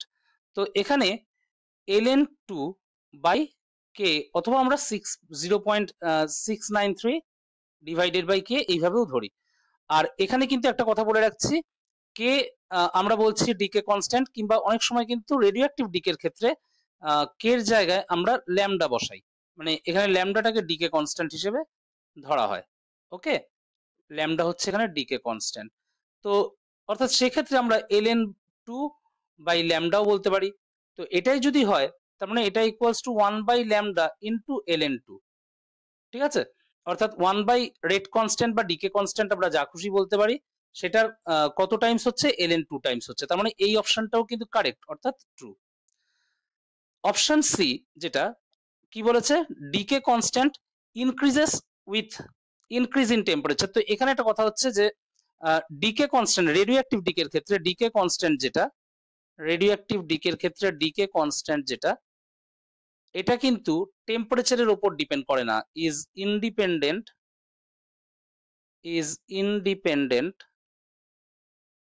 Of temperature. ঠিক আছে, এটা কিন্তু টেম্পারেচারের উপর ডিপেন্ড করে না। ডিকে কনস্ট্যান্ট অ্যাকচুয়ালি ডিপেন্ড করে, এটা কিসের উপর ডিপেন্ড করে, নেচার অফ রেডিও অ্যাক্টিভ সাবস্টেন্সের উপর, depends on nature of radio active substance. ঠিক আছে, অর্থাৎ এক একটা রেডিও অ্যাক্টিভ সাবস্টেন্সের বেলায় ডিকে কনস্ট্যান্টের ভ্যালু কিন্তু এক এক রকমের, টেম্পারেচারের উপর ডিপেন্ড করে না। তাহলে এখানে increases with increase in temperature যেটা দিয়েছে এটা কিন্তু ফলস দিয়েছে। আর লাস্ট অপশন বলেছে ডাজ নট ডিপেন্ড আপন টেম্পারেচার, এটা কিন্তু ট্রু। তাহলে এখানে চারটে অপশনের মধ্যে ভুল কোনটা এখানে ভুল রয়েছে, এটা হচ্ছে অপশন সি, এখানে কিন্তু ভুল রয়েছে। তাহলে এখানে আনসার হবে অপশন সি। ঠিক আছে, এখানে আনসার হবে অপশন সি। ক্লিয়ার? তো এই কোয়েশ্চেনের আনসারটা আমি নিচে একবার লিখে দিচ্ছি, এটার আনসার হবে অপশন সি। বোঝা গেছে? তো আমরা যাচ্ছি নেক্সট কোয়েশ্চেনে। ওকে, তো নেক্সট কোয়েশ্চেন হচ্ছে তড়িৎ ঋণাত্মকতার কোন ক্রমটি সঠিক নয়? Which of the following is the incorrect order of electronegativity? তো এখানে চারটে অর্ডার দেওয়া রয়েছে, এর মধ্যে কোনটা কারেক্ট নয় সেটা আমাদেরকে বের করতে হবে। তো তোমাদের এখানে একটা কথা বলে রাখি, এই যে 22 জানুয়ারি 2025 এ 22 জানুয়ারি যে পেপারটা হয়েছে, এটা কিন্তু ইলেকট্রোনেগেটিভিটির অর্ডারের উপর সেকেন্ড কোয়েশ্চেন। তাহলে তোমরা বুঝতে পারছো যে ইলেকট্রোনেগেটিভিটির অর্ডারটা কতটা ইম্পর্টেন্ট, কিংবা ভ্যালুগুলো মনে রাখা আমাদের কাছে কতটা দরকার। তো এখানে তোমাদেরকে বলে রাখি যে ইলেকট্রোনেগেটিভিটির অর্ডার কি করে মনে রাখবে, তার উপর কিন্তু আমি একটা শর্ট ভিডিও কিন্তু বানিয়েছি, এবং সেই ভিডিওর লিঙ্ক তোমাদের এখানে ডেসক্রিপশন বক্সে পেয়ে যাবে। অবশ্যই ভিডিওটা চেক করে নেবে, তাহলে তোমরা বুঝতে পারবে যে কিভাবে কোন সহজ পদ্ধতিতে বা কোন ট্রিকের সাহায্যে তোমরা এই ইলেকট্রোনেগেটিভিটি অর্ডারগুলো মনে রাখবে বা ইলেকট্রোনেগেটিভিটি ভ্যালুগুলো মনে রাখবে, বিশেষ করে সেকেন্ড আর থার্ড পিরিয়ড এলিমেন্টদের ক্ষেত্রে। কারণ এখানে কোয়েশ্চেন কিন্তু শুধুমাত্র সেকেন্ড আর থার্ড পিরিয়ড এলিমেন্টের উপরই করা হয়েছে। তো আমরা যদি এখানে একটা একটা করে অপশন দেখি, ফার্স্ট অপশনে কোন কোন এলিমেন্ট রয়েছে, সালফার, ক্লোরিন, অক্সিজেন, ফ্লুরিন। তো সালফারের ইলেকট্রোনেগেটিভিটি ভ্যালু হচ্ছে 2.5, ক্লোরিনের হচ্ছে 3, অক্সিজেনের হচ্ছে 3.5, ফ্লুরিনের হচ্ছে 4। তার মানে এই যে অর্ডারটা রয়েছে এটা কিন্তু একদম ঠিকঠাক অর্ডার রয়েছে, অর্থাৎ এটা ট্রু। ফার্স্ট যে অপশনটা সেটা ট্রু, তাহলে এটা কিন্তু আনসার হবে না। সেকেন্ড যে অপশনটা রয়েছে অ্যালুমিনিয়াম, ম্যাগনেসিয়াম, বোরন আর নাইট্রোজেন। আমরা এখানে যদি ভ্যালুগুলো দেখি, অ্যালুমিনিয়ামের ভ্যালু হচ্ছে 1.5, ম্যাগনেসিয়ামের ভ্যালু হচ্ছে 1.2, বোরনের ভ্যালু হচ্ছে 2, আর নাইট্রোজেনের যে ভ্যালু সেটা হচ্ছে 3। তাহলে এখানে দেখতেই পাচ্ছ যে এই অর্ডারটা কিন্তু পুরোপুরিভাবে ঠিক নয়, কারণ অ্যালুমিনিয়াম থেকে ম্যাগনেসিয়াম কম, কিন্তু এখানে কোয়েশ্চেনে সেকেন্ড অপশনে দিয়েছে অ্যালুমিনিয়াম থেকে ম্যাগনেসিয়াম বেশি।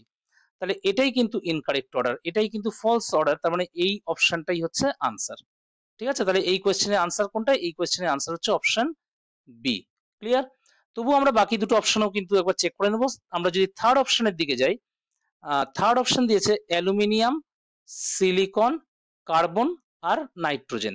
অ্যালুমিনিয়ামের ভ্যালু কত?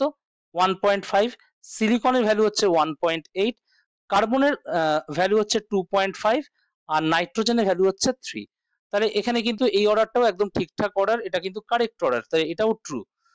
আর অপশন ডি তে আমরা যদি যাই, ম্যাগনেসিয়াম, বেরিলিয়াম, বোরন আর নাইট্রোজেন। তো ম্যাগনেসিয়ামের যে ভ্যালু সেটা হচ্ছে 1.2, বেরিলিয়ামের ভ্যালু হচ্ছে 1.5, বোরনের ভ্যালু হচ্ছে 2, আর নাইট্রোজেনের ভ্যালু হচ্ছে 3। তাহলে এখানেও যে অর্ডারটা দিয়েছে এটা কিন্তু কারেক্ট অর্ডার রয়েছে, তাহলে এটাও কিন্তু ট্রু। তাহলে এখানে একমাত্র ভুল যেটা অর্ডারটা রয়েছে সেটা হচ্ছে অপশন বি, তাহলে ওটাই হচ্ছে এই কোয়েশ্চেনের আনসার। নেক্সট যে কোয়েশ্চেন সেটা হচ্ছে নিম্নলিখিত গুলির মধ্যে কোনটির তড়িৎ বিশ্লেষণ করে H2S2O8 পাওয়া যায়? তো এখানে চারটে অপশন দিয়েছে। ফার্স্ট দিয়েছে লঘু সোডিয়াম সালফেট, সেকেন্ড অপশন দিয়েছে গাঢ় H2SO4, থার্ড অপশন দিয়েছে লঘু H2SO4, আর ফোর্থ অপশন যেটা দিয়েছে সেটা হচ্ছে আম্লিক লঘু সোডিয়াম সালফেট। ঠিক আছে, তো এই যে কোয়েশ্চেনটা এটা একবার ইংলিশ ভার্সনে পড়ে নিই। To form H2S2O8 by the electrolysis can be done in dilute solution of sodium sulfate, concentrated solution of sulfuric acid, dilute solution of sulfuric acid, acidified dilute solution of sodium sulfate। তো এখানে একটা একটা করে বলি। তো এইখানে যে answer হবে অপশন বি। এখানে কিন্তু আনসার হবে option B, concentrated sulphuric acid. ঠিক আছে, অপশন বি হচ্ছে এই কোয়েশ্চেনের আনসার। আচ্ছা, কি করে হচ্ছে একটু বলে দিই। কনসেন্ট্রেটেড সালফিউরিক অ্যাসিড যেটা H2SO4, এটা ইলেকট্রোলাইসিসের জন্য H+ আর HSO4-, ঠিক আছে, এই দুটো আয়নে কিন্তু ভেঙে যায়। আবার অনেক সময় কিন্তু এটা আরেকভাবেও ভাঙতে পারে, সেটা হচ্ছে 2H+ আর হচ্ছে SO4 2-। ক্লিয়ার? তো এখানে যেহেতু সলিউশন যেহেতু কনসেন্ট্রেটেড, এখানে কিন্তু আরেকটা ব্যাপার বলে রাখি যে কনসেন্ট্রেটেড সলিউশন মানে তোমরা নিশ্চয়ই জানো সেখানে জলের পরিমাণটা কম, সেখানে ওয়াটারটা কিন্তু কম অ্যামাউন্টে রয়েছে, তাহলে এখানে ওয়াটারও কিন্তু কিছুটা থাকবে, আর সেটাও কিন্তু আয়নে ভাঙবে, H+ আর OH- আয়নে ভাঙবে। আচ্ছা, এখানে যে অ্যারোগুলো দিয়েছি অ্যারোগুলো আমরা ইজিলি কিন্তু এই নর্মাল যে অ্যারো রয়েছে তার জায়গায় আমরা কিন্তু রিভার্সিবল অ্যারো আমরা ইউজ করতে পারি, কারণ এই যে ডিসোসিয়েশন গুলো এগুলো কিন্তু রিভার্সিবল প্রসেসে হয়। ঠিক আছে, তো এবার এখানে তোমরা দেখতেই পাচ্ছ অ্যানায়ন হিসেবে কিন্তু বিভিন্ন জিনিস রয়েছে, SO4 2- রয়েছে, OH- রয়েছে, কিন্তু মনে রাখবে যেহেতু এখানে সলিউশনটা কনসেন্ট্রেটেড, এর জন্য এখানে কিন্তু অ্যানোডে SO4 2- টাই যাবে। ঠিক আছে, তাহলে অ্যানোডে এখানে কে যাবে? অ্যাট অ্যানোডে কিন্তু SO4 2- যাবে। আর এইভাবে যদি দুটো SO4 2- যায়, তাহলে ওরা গিয়ে কি করবে? দুটো ইলেকট্রন ছেড়ে দিয়ে S2O8 2- তৈরি করবে। ঠিক আছে, আর সলিউশনে তোমরা দেখতেই পাচ্ছ H+ আয়ন আছে, তাহলে এই H+ আয়নের সাথে দুটো ধরো H+ আয়নের সাথে এই যে S2O8 2- আয়ন, এটা জুড়ে গিয়ে H2S2O8 তৈরি হবে। ঠিক আছে, তাহলে এখানে এইভাবে কিন্তু H2S2O8 টা তৈরি হয়।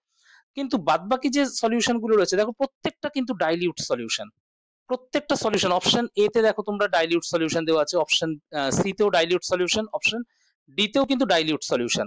আর এখানে কিন্তু একটা কথা মনে রাখবে, যে কনসেন্ট্রেটেড H2SO4 যদি থাকে তাহলে সেক্ষেত্রে কিন্তু অ্যানোডে কোন আয়নটা যাবে, SO4 2-, যেটা আমি এইমাত্র বললাম। কিন্তু ডাইলিউট সলিউশন যদি থাকে,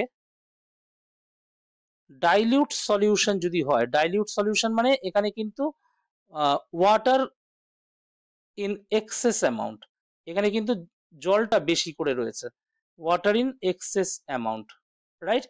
তো সেক্ষেত্রে কিন্তু অ্যানোডে কে যাবে, ডাইলিউট সলিউশনের ক্ষেত্রে অ্যানোডে কিন্তু OH- যাবে।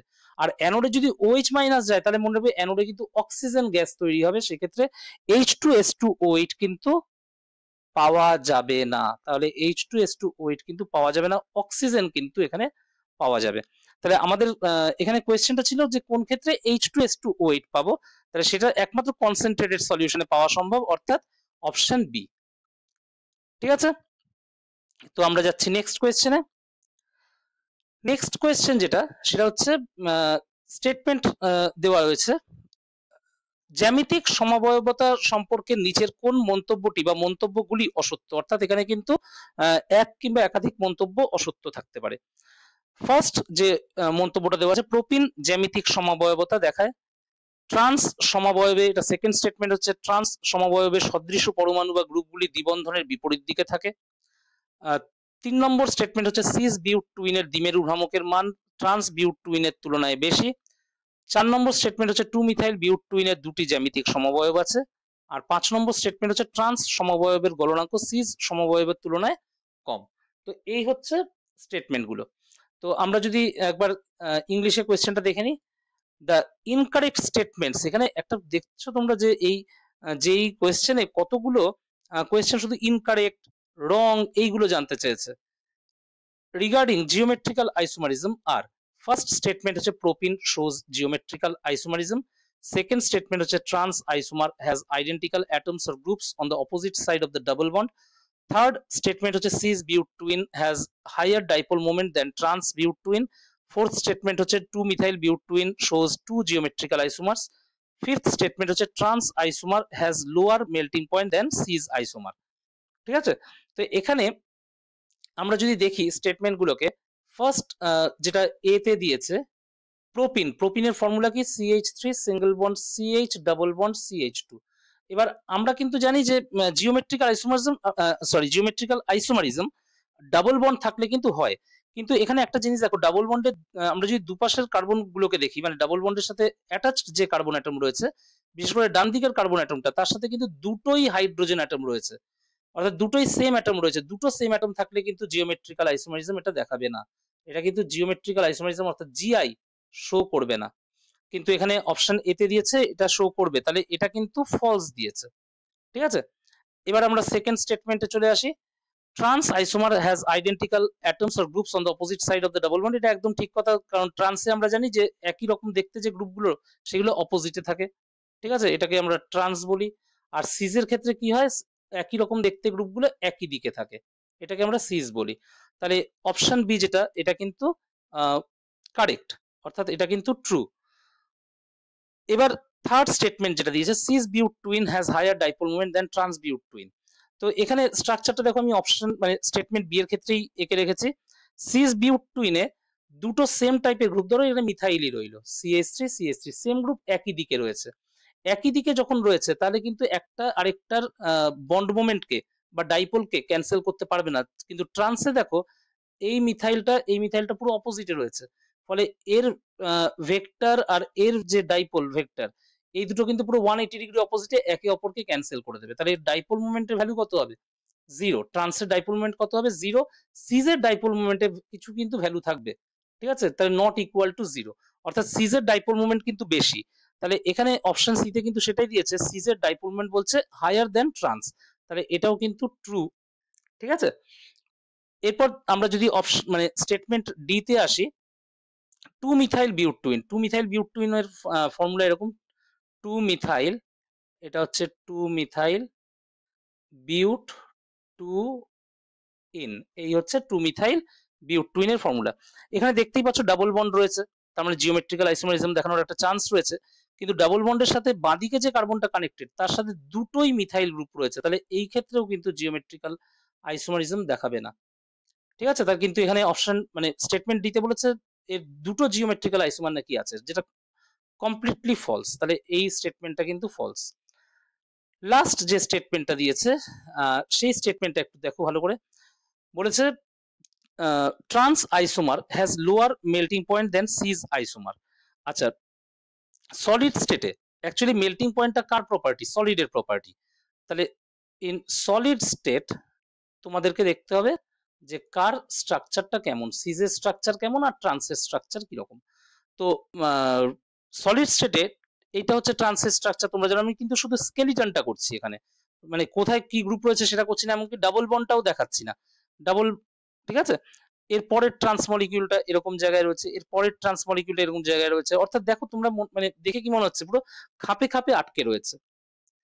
কিন্তু সিজের ক্ষেত্রে মলিকিউলগুলো দেখো এইভাবে থাকে, অর্থাৎ সিজের ক্ষেত্রে কিন্তু একটা দেখো মাঝখানে ফাঁকা স্পেস দেখা যাচ্ছে। অর্থাৎ সিজের ক্ষেত্রে যেটা দেখা যায় এটা হচ্ছে সিজ, তাই না? এটা হচ্ছে সিজ। সিজের ক্ষেত্রে যেটা দেখা যায় সেটা হচ্ছে একটা লুজ প্যাকিং দেখা যায়, অর্থাৎ মলিকিউল গুলোর মধ্যে যে প্যাকিংটা রয়েছে বা মলিকিউল গুলো যে যেভাবে রয়েছে একটু ফাঁকা ফাঁকা ভাবে রয়েছে, একটু আলগা ভাবে রয়েছে। কিন্তু ট্রান্সের ক্ষেত্রে যেটা আমরা দেখতে পাই সেটা হচ্ছে কম্প্যাক্ট একটা প্যাকিং দেখা যায়, অর্থাৎ এদের প্যাকিং এর মধ্যে স্পেসটা অনেক কম। তাহলে এবার কম্প্যাক্ট প্যাকিং হওয়ার জন্য ট্রান্সের কিন্তু ইন্ট্রামলিকুলার ফোর্স অফ অ্যাট্রাকশনটা এখানে কি হবে? বেশি হবে। ফলে আমরা যদি মেল্টিং পয়েন্ট দেখি, মেল্টিং পয়েন্ট আমি শর্টে লিখছি এমপি, মেল্টিং পয়েন্ট কিন্তু মনে রাখবে ট্রান্সের বেশি সিজের তুলনায়। কিন্তু এখানে বলেছে trans isomer has lower melting point বলেছে, তাহলে এটাও কিন্তু ফলস। তাহলে ফলস স্টেটমেন্ট কোনটা কোনটা হলো? এ, ডি, ই।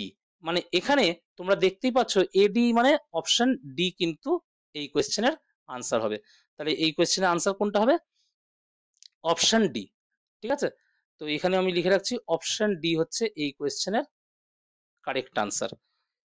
ঠিক আছে, তো আমরা যাচ্ছি নেক্সট কোয়েশ্চেনে। নেক্সট কোয়েশ্চেন যেটা, এটা একটা থার্মোডাইনামিক্স এর question.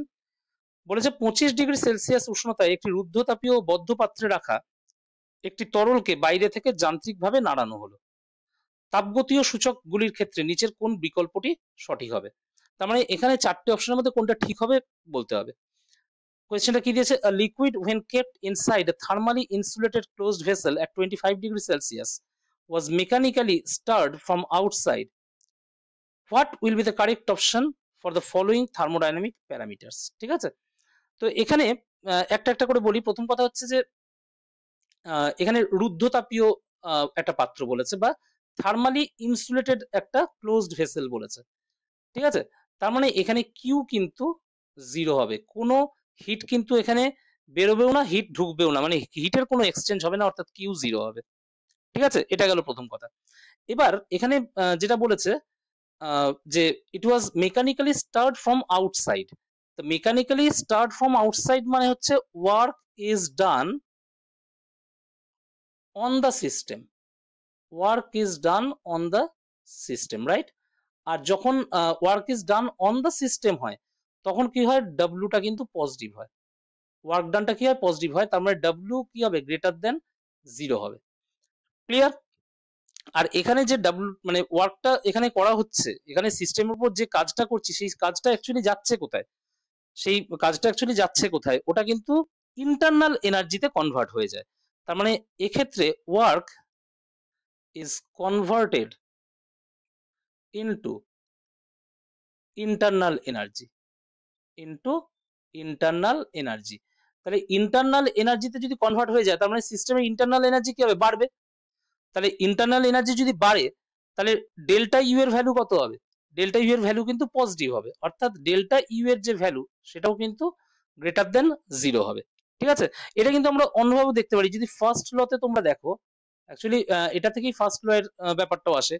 Delta U equals to Q plus W, right? এখানে কিউটা 0, এখানে কিউটা হচ্ছে 0, এদিকে ডাব্লিউটা হচ্ছে পজিটিভ, তার মানে ডেল্টা ইউ কি হবে? পজিটিভই হবে। ঠিক আছে, এইভাবেও কিন্তু আমরা দেখতে পারি। তাহলে এখানে কোন অপশনের সাথে এই জিনিসটা ম্যাচ করছে? একমাত্র অপশন বি এর সাথে কিন্তু এটা ম্যাচ করছে। তাহলে এখানে আনসার যেটা হবে এই কোয়েশ্চেন সেটা কিন্তু অপশন বি। ক্লিয়ার? আচ্ছা, এখানে তোমাদেরকে বলে রাখি যে জেইই মেনের যে কোয়েশ্চেন গুলো সেই কোয়েশ্চেন গুলো টোটাল 25টা কোয়েশ্চেন আছে কেমিস্ট্রিতে। আমি 15টা কোয়েশ্চেন এই ভিডিওতে ডিসকাস করলাম, বাকি 10টা কোয়েশ্চেন কিন্তু পরে ভিডিওতে ডিসকাস করবো। তো সেটা আমি দুটো পার্টে করছি এই যেই ফুল পেপার সলিউশনটা। তো পার্ট 1 এখানে শেষ হচ্ছে, পার্ট 2 নিয়ে নেক্সট ভিডিও আসছে। আর তোমরা কিন্তু অবশ্যই আবারও বলে রাখছি যে ভিডিও যদি ভালো লেগে থাকে তাহলে কিন্তু লাইক করবে, শেয়ার করবে আর অবশ্যই সাবস্ক্রাইব করবে। ওকে, থ্যাংক ইউ, টেক কেয়ার।